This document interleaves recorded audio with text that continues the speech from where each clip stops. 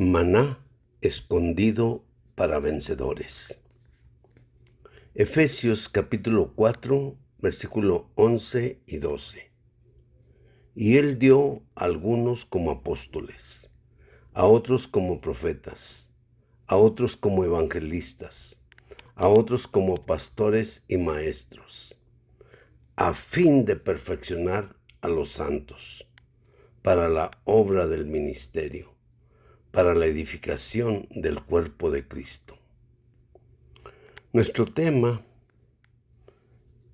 entrenando a los santos, llevándoles a una perfección total. Hermanos, pues estamos con la epístola a los Efesios, una epístola demasiado profunda, muy alta en su contenido. Pues el apóstol Pablo usa el término, ¿verdad?, saliendo desde los celestiales. Bendito sea el Dios y Padre de nuestro Señor Jesucristo, que nos bendijo con toda bendición espiritual en los lugares celestiales en Cristo. Entonces, él usa el término los lugares celestiales. En muchos otros pasajes de la Biblia podríamos equipararlo con la palabra consejo. La palabra consejo se usa, pues en realidad, por toda la Biblia. La palabra consejo está denotando que el Dios triuno tuvo un concilio en la eternidad pasada. Y en ese concilio, pues determinaron que el segundo de la Trinidad, pues debía de venir a la encarnación. Y prácticamente el Padre centró todo en su Hijo.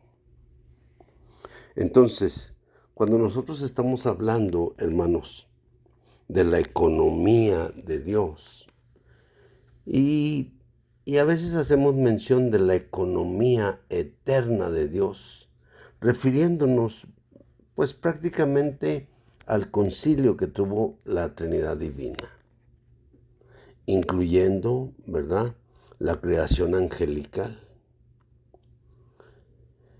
Y finalmente, pues llegando a Génesis 1:1.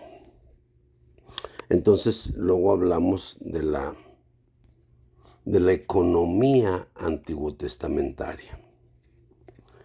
Y básicamente decimos que, pues, Cristo, Jesús, es mostrado en sombras, tipos, figuras, promesas y profecías.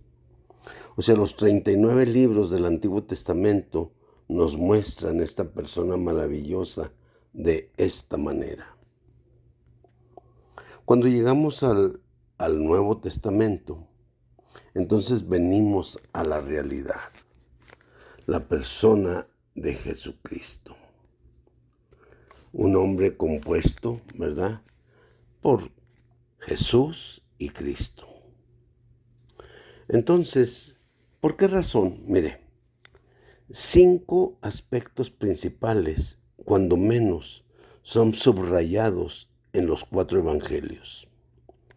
Al hablar de Jesús, número 1, hablan de su encarnación. Número 2, hablan de su vivir humano. Número 3, hablan de su crucifixión.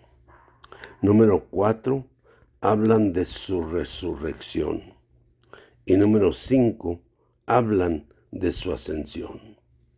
Así que, pues es maravilloso poder saber que esta persona es revelada en los 4 evangelios de esta manera. Entonces, ¿qué queremos decir, hermanos? Mire, el Evangelio de Mateo, pues en el primer capítulo, nos habla cómo esta persona fue engendrada. Y en realidad, o sea, él fue concebido directamente por el Espíritu Santo.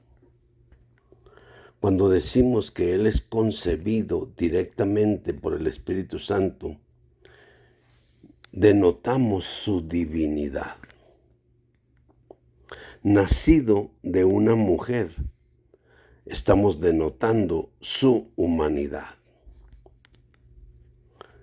Entonces, Él fue concebido por el Espíritu Santo, lo cual le da la naturaleza divina. Él fue nacido de una mujer, lo cual le da la naturaleza humana. Por un lado, Él es Dios. Por otro lado, Él es hombre. Por un lado, Él es el Dios completo. Por otro lado, Él es el hombre perfecto. Entonces su encarnación, pues en realidad nos muestra una persona maravillosa, maravillosa. Una persona que es engendrada por el Espíritu y que es nacida de una mujer. ¡Wow! Él tiene divinidad y tiene humanidad. Eso es tremendo. Digo, considere, imagínese cuando Jesús, como embrión, estaba en el vientre de su madre. Desde ahí, Él estaba gobernando todo el universo. Nomás considérelo. Entonces, Número 1, su encarnación. Ya hablamos de ello. Número 2, su vivir humano. En su vivir humano, fíjese, pues Él predicó el Evangelio porque realmente era su punto principal. Él sanó a los enfermos. Él dio vista a los ciegos. Sanó a los sordos. Sanó a los mudos. Sanó a los paralíticos.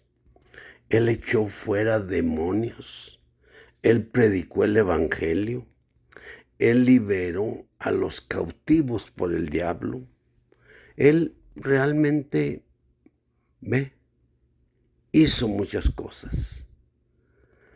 Predicó el Evangelio, mostró la realidad del Dios eterno. En su persona misma, era la realidad del Dios eterno. Así que su vivir humano implica su ministerio, implica todo lo que Él hizo en su vivir humano, la predicación del Evangelio. Número 2, ¿verdad? Su vivir humano. Número 1, su encarnación. Número 2, su vivir humano. Número 3, su crucifixión. Fíjese, su crucifixión, pues es algo tremendo. Déjeme le digo algo. Mire, en Hechos capítulo 2, verso 23, dice esto.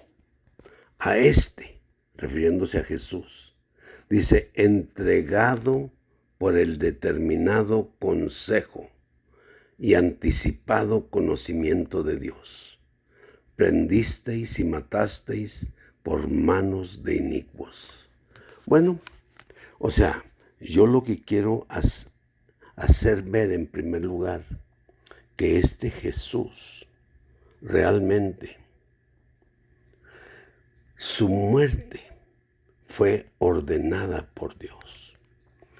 Todos los aspectos que nosotros vemos de su muerte, todos estuvieron programados por el Padre. Así que sí quiero decir que nosotros pensamos que por la religión judía, ¿verdad?, que los sumos sacerdotes, pensamos que la política romana, pensamos que Herodes, pensamos que Pilatos, pensamos que todos ellos le crucificaron, pero todos ellos pues no fueron nada, sino solo instrumentos usados por Dios para la crucifixión del hombre Jesús. Su crucifixión, así que Digo, claro que nosotros, naturalmente, toda nuestra vida hemos pensado, ¿ve? Pues que los judíos le mataron, o que la política romana le mató, o que porque no hizo esto, porque no hizo lo otro.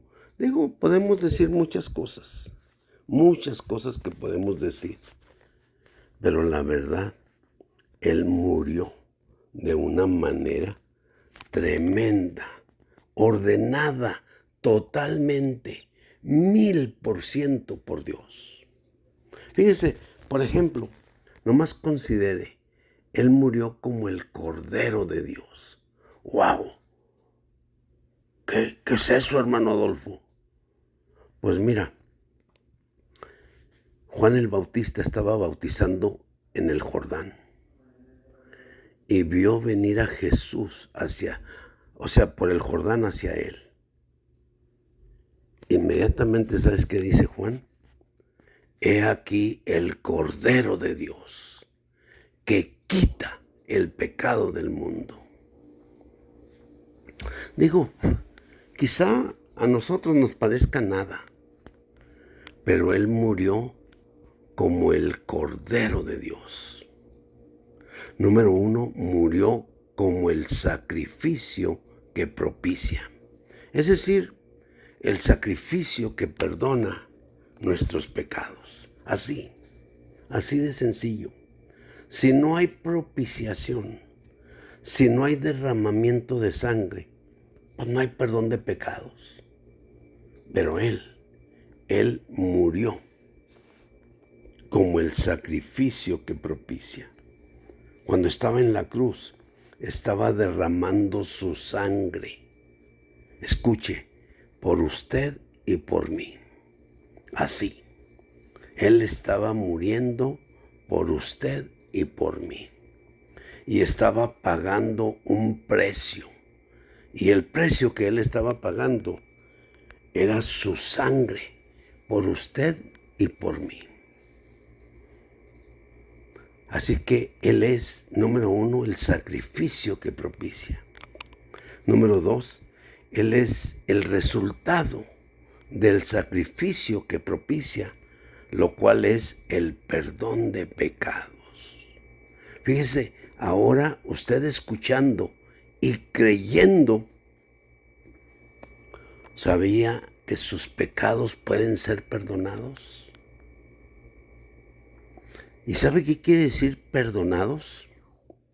Quiere decir que de sus injusticias, de sus iniquidades, de sus pecados, de todo lo que usted haya hecho durante su vida, o sea, Dios le perdona y significa que Él no se acuerda más.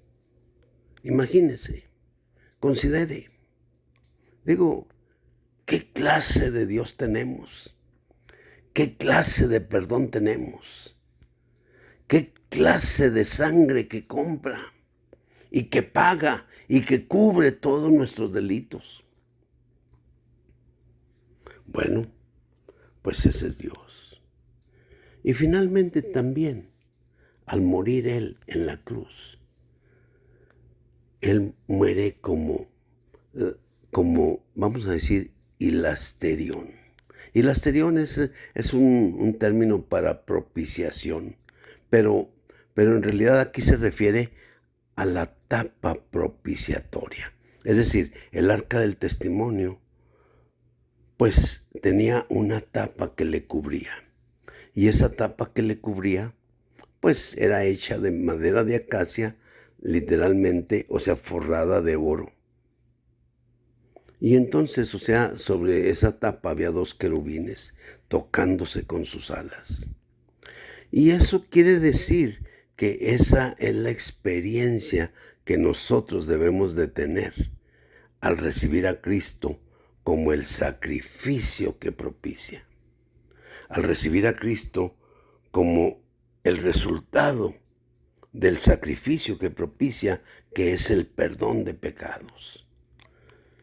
Y esto último, ¿me entiende? Como la tapa propiciatoria implica la experiencia que nosotros podemos tener ahora de la persona de Jesús, de este Cordero que se ofreció por usted y por mí, que se ofreció, ¿me entiende?, pagando un precio de sangre.